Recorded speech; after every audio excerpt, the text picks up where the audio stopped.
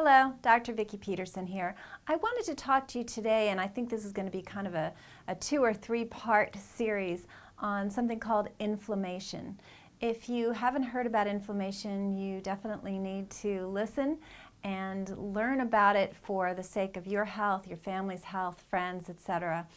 The way I like to describe inflammation when I'm lecturing is that it's kind of a double-edged sword, and there's a good side and a bad side. So if you cut yourself and you know it gets kind of red, that's good inflammation. That's your white blood cells rushing into the area and killing off the bad bacteria, and that's why you don't have to often do anything to a cut when you're healthy. It heals. It might get red and sore, and once again that's the inflammation, but then it heals by itself and all is good, right? So that's the good inflammation. The bad inflammation is inflammation that kind of gets out of control.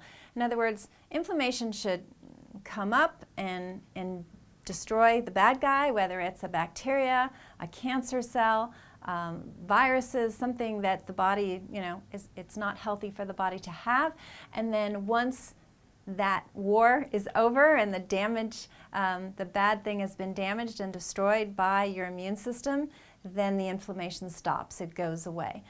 You can use the analogy of being out in the woods and starting a fire and to cook your dinner, which is good, keeps you warm, cooks your dinner, but then what's very important to do before you go to sleep is put that fire out, otherwise you might wake up in the middle of a forest fire in the morning.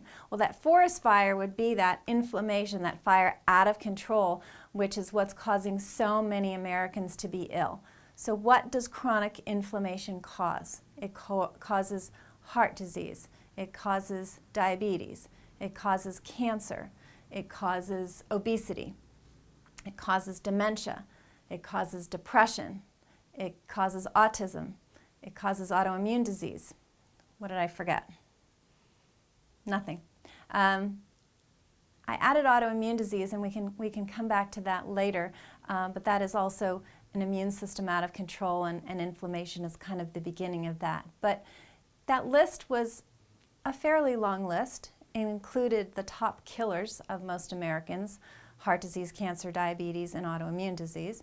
And obesity obviously is very, very chronic. So it's interesting. Dr. Mark Hyman had a good line. He's kind of brilliant with those good liners, good one-liners. But he said that the doctor of the future would not be a specialist the way we have now. We have gastroenterologists and endocrinologists and cardiologists. He said the doctor of the future, they'll all be inflammologists. So maybe a little tongue-in-cheek, but not far off from maybe what's really needed, which is doctors that really understand inflammation and they get to that root cause. Because the beauty, the good news, so we have the bad news that so many of these diseases we're suffering from come from this root cause, inflammation, and it's out of control. And that's why we're seeing diabetes and pre-diabetes in our 9-year-olds, for goodness sakes, and early heart disease changes in our pre-teens. We've got certainly a lot of overweight in our children. Some children are so overweight, they have so many fat cells that it would be impossible for them to ever be normal or thin adults. It's gone past that threshold. So we have a problem with this inflammation. So that's the bad news. But the good news is that it's not hard to turn it around, to really make a difference and pull yourself back from that precipice of truly a forest fire. So it might be smoldering and starting to leave your campfire and spread out a little bit, but it's not a full-blown forest fire that needs helicopters coming in with water. Okay, I'm from California. We see these things. So what I want to do today for this video is focus on what we shouldn't do, okay? So then the next video will be on what you should do. But let's focus on dietarily. And this is all diet. I mean, you do have a choice of what you put in your mouth, right? And I know there's cravings and all of that, and we'll get to that, but we do ultimately have a choice of what we choose to put in there when we open, right? When we open that mouth. So let's look at some of the key things. Sugar. So sugar's inflammatory. What's even worse is high fructose corn syrup. highly inflammatory, along with artificial sweeteners. If I had to choose between those three, and you said, I have to have something, what would it be? In moderation, sugar, hands down. Definitely not high fructose corn syrup, and definitely not the artificial sweeteners. And of course, if you really have some inflammation problems, very, very little, if any, sugar.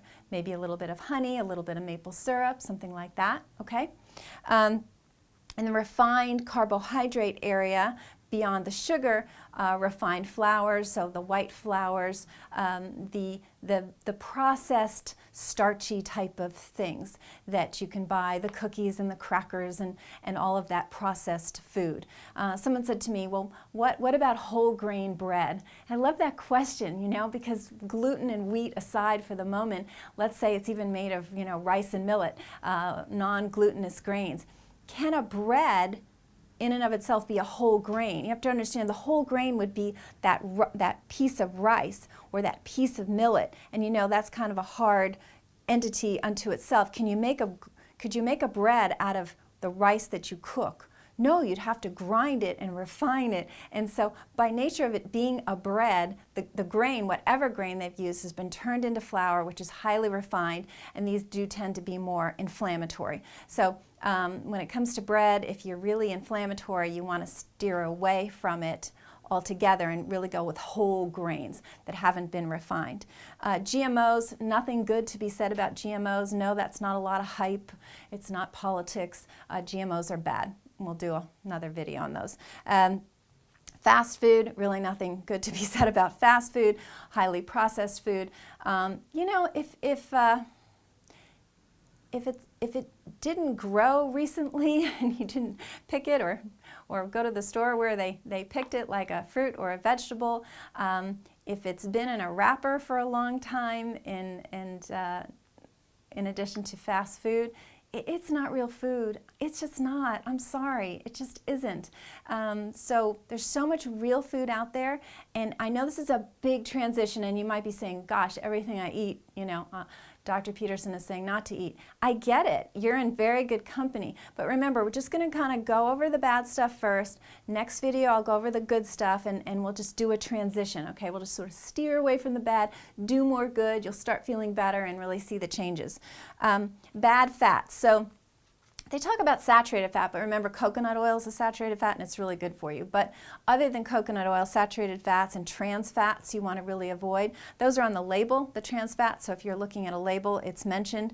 But then there's rancid oils. You know, you can be eating, you know, if you buy nuts in a can, they're rancid. Those are bad oils. Very highly inflammatory. Oils can be so good for you or so bad for you. So don't get your nuts in a can. You know, go to a farmer's market and get them, or you know, there's stores like Trader Joe's that I very rarely have seen rancid nuts in if you get the fresh nuts. So you want the raw nuts. If you want to toast them yourself or put some salt on them later yourself, that's fine. But get them either dry roasted or fresh, raw is the best way to get your nuts.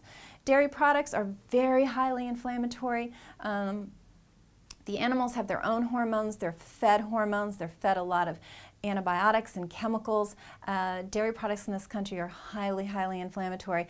I have not met a single patient, honestly, who literally and honestly was off dairy products for a full month, you know, 4 to 6 weeks, reintroduced them and didn't feel terrible, didn't have some reaction where they went, oh my gosh, I really react to dairy products. 1 for 1. It's amazing. That's not the same for gluten because it's more genetic.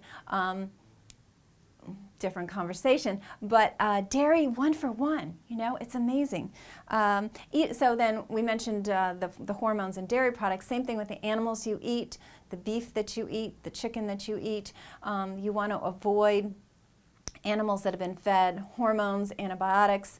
They've been raised, the animal itself has been raised on a very high corn diet often, which is an inflammatory grain in and of itself. So the animals have not been fed well, and when you eat their meat, you're getting that byproduct of an unhealthy animal that's a pro-inflammatory animal, basically. Our animals in this country, sadly, are not very healthy. Now, yes, you can get grass-fed animals, you can get wild animals. The paleo diet talks a lot about that. It's a lot of work. You know, if you want to do the work, absolutely you can do that. You can get pasture-raised eggs, from pasture-raised chickens who lay healthy eggs. So you can do these things. It's a little bit more effort, but you can do that, or you can do more of a plant-based diet, which is easier because you don't have to worry about so much of the meat. But that's up to you. Exercise is very important, so people who are not getting any exercise are not getting the anti-inflammatory benefits of exercise, so we'll be talking about that when we talk about the good stuff. Drugs, there's drugs like NSAIDs, non-steroidal anti-inflammatory drugs, some of the most popular over-the-counter medications, steroids, so these are drugs that are very inflammatory. Even it's funny because they're anti-inflammatory drugs, but long-term they cause inflammation and a leaky gut, which creates more inflammation in the body. So it's interesting because if your body was really functioning the way it should, it would never need an anti-inflammatory drug because our bodies actually make our own anti-inflammatories, and which segues nicely into the next item on our list, which is stress, because it's actually the stress gland that makes the natural anti-inflammatories, your adrenal gland. So when you're under a lot of stress, you're going to be more pro-inflammatory. So, you know, sometimes stress is very difficult to control. I completely understand that. But if you know about it, you can make those little extra steps. And one of my favorite things is I take a hot bath at night, which is my quiet and relaxation time. And that's actually a very valid therapy. So something that you can do, you know, like take a bath or do some yoga or do some deep breathing. There's things that you can do with no money and very little time that can really make a difference if you know that that's important. So you know that the stress level is high, so you can do some things for yourself that are going to lower that stress. Last but not least, food sensitivities. That sometimes you need a little bit more help with, and I understand that. I mostly want to give you things that you can do on your own. The most common food sensitivities are gluten and dairy. So a lot of times when people are trying to clean up and go on an anti-inflammatory program, they take gluten and dairy out of their diet. So I think that's enough for today, enough food for thought, but look at those items and really see what you can do, and maybe, you know, say, what are the biggest three for me that are really an integral part of my diet that I really appreciate now are not good for me? Let me just work with those three, you know, start with 3 at a time. I probably listed 8 things, so that could be a little overwhelming. So we'll start with 3 and then kind of move in that direction. And then stay tuned for the next video where I'll tell you all the good things that you should do. But seriously, getting to the root of inflammation and lessening it in the human body can do so much to move you away from and heal you from these diseases that we're trying to avoid. So I hope you found this helpful, and until next time, I wish you very good health.